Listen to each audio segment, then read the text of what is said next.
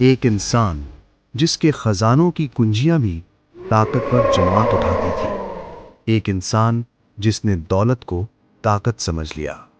لیکن سوال یہ ہے، کیا دولت انسان کو بچا سکتی ہے جب اللہ کا فیصلہ آ جائے؟ یہ کہانی ہے قارون کی، اور اس دولت کی جو آخر کار اس کی قبر بن گئی۔ اسلامی تاریخ میں قارون کا نام دولت، غرور اور انجام بد سے جڑا ہے۔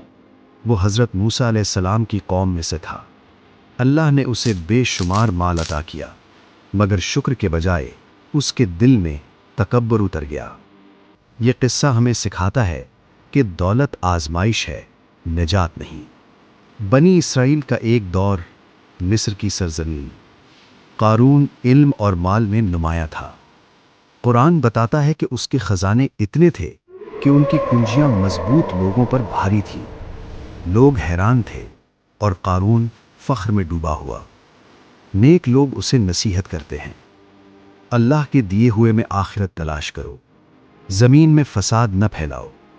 مگر قارون کا جواب سرد اور غرور بھرا تھا، یہ سب مجھے میرے علم کی وجہ سے ملا ہے۔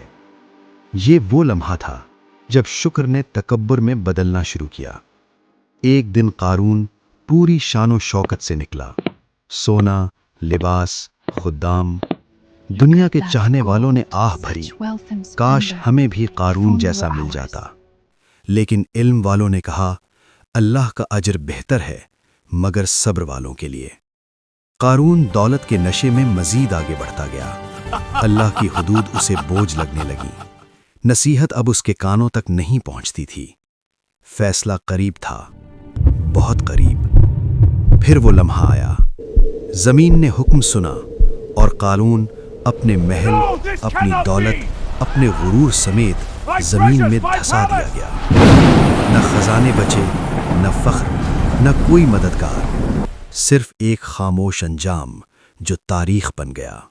قارون کی کہانی ہمیں یاد دلاتی ہے، دولت اللہ کی نعمت ہے مگر امتحان بھی۔